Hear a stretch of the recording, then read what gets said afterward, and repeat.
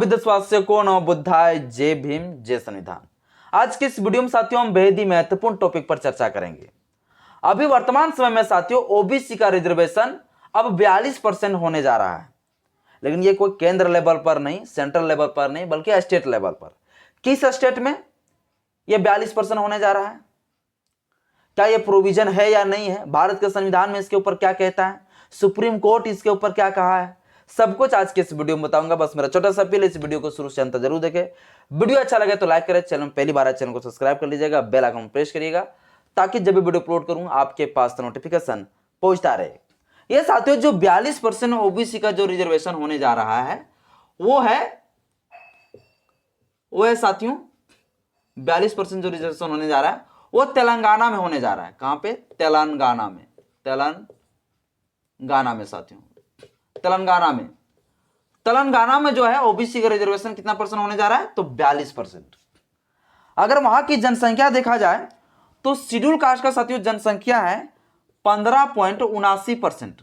जनसंख्या देखा जाए तो अगर शेड्यूल ट्राइब को अगर देखा जाए जनसंख्या तो उसका साथियों 10.45%।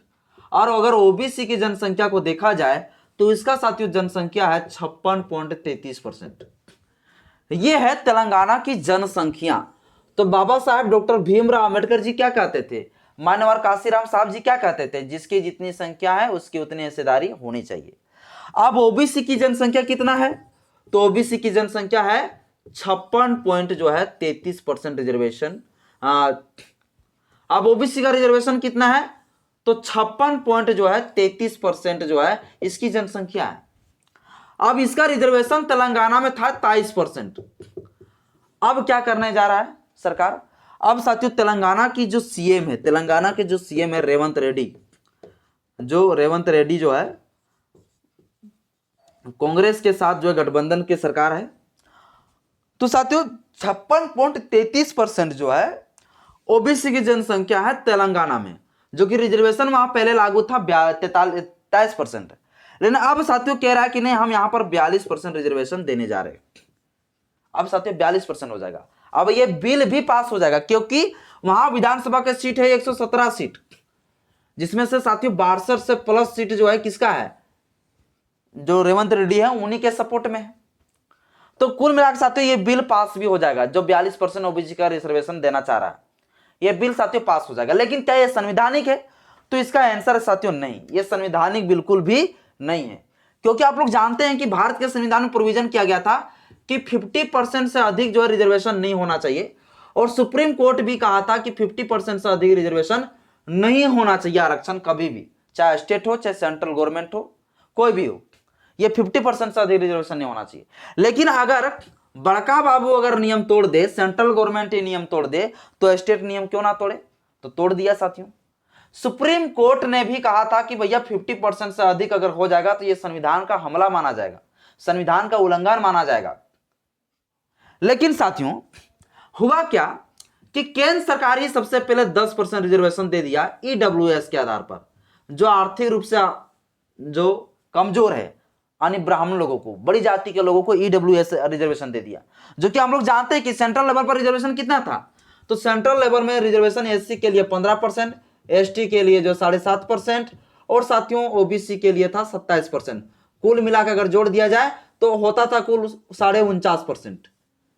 लेकिन हुआ क्या, 10% और ईडब्ल्यूएस का जोड़ दिया, तो 10% जोड़ दिया तो हो गया 59.5%।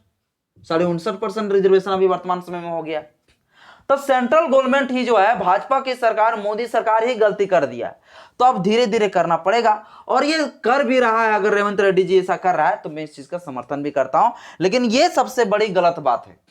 सेंट्रल गवर्नमेंट जो किया वो आर्थिक आधार पर रिजर्वेशन नहीं दे सकता था, ये कास्ट बेस पर दे सकता था, जाति के आधार पर। जैसे ओबीसी है, ओबीसी जनसंख्या ज्यादा है तो उसको रिजर्वेशन बढ़ाना चाहिए। लेकिन अगर 10% रिजर्वेशन दिया आर्थिक आधार पर, तो ऐसा कहीं प्रोविजन नहीं है संविधान में ये रिजर्वेशन दिया जा सकता है आर्थिक आधार पर। रिजर्वेशन की जो कैटेगरी किया गया है, रिजर्वेशन को जो आधार बनाया गया देने का, वो जाति के आधार पर, लिंग के आधार पर, या तो जन्म स्थान को अगर पिछड़ा हुआ क्षेत्र है तो इस आधार पर रिजर्वेशन दिया जाएगा, आर्थिक आधार पर कभी भी नहीं।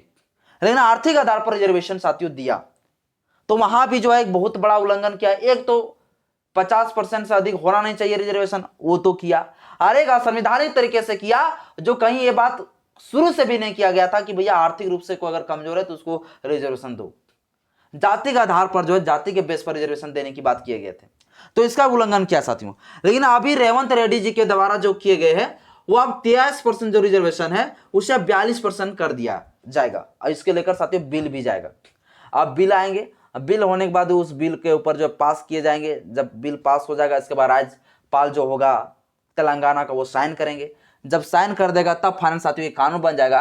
और इसके बाद साथियों होगा क्या, तेलंगाना में अब जो है ओबीसी समुदाय के लोगों को 42% रिजर्वेशन मिलना शुरू हो जाएगा। तो इस चीज पर आप क्या सोचते हैं, क्या सही किया या गलत किया?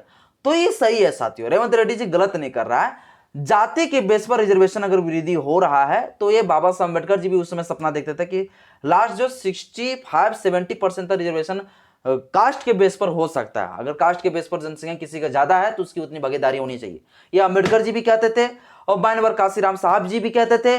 लेकिन यह कहीं कहीं जिक्र नहीं किया गया था कि भैया आर्थिक रूप से अगर कोई कमजोर है तो उसको रिजर्वेशन दो, जैसे ब्राह्मण लोगों को ईडब्ल्यूएस के आधार पर दे दिया रिजर्वेशन, ऐसा कहीं प्रोविजन साथियों नहीं है। तो ये साथियों अगर केंद्र सरकार ने किया तो वो गलत किया, और अगर इस प्रकार से रिजर्वेशन दे रहा है, अगर जिसकी जितनी संख्या है उसकी इतनी हिस्सेदारी होनी चाहिए, अगर इस बेस पर अगर दे रहा है, इस फॉर्मूले से अगर दे रहा है रिजर्वेशन, तो ये साथियों गलत नहीं है। तो तेलंगाना में साथियों अभी ओबीसी का रिजर्वेशन अब बढ़ गया है, तो आप लोगों को खुशी मनाना चाहिए। बढ़ने गया है, अब बढ़ने वाला है, ये ऐलान कर दिए। बाकी बात साथियों इस विषय पर आप क्या सोचते हैं, तेलंगाना की सरकार क्या गलत कर रही है, सही कर रही है? मुझे कमेंट बॉक्स में अपना राय जरूर बताइएगा। आज के इस वीडियो में इतना ही। जय भीम, जय संविधान, जय विज्ञान, जोहार।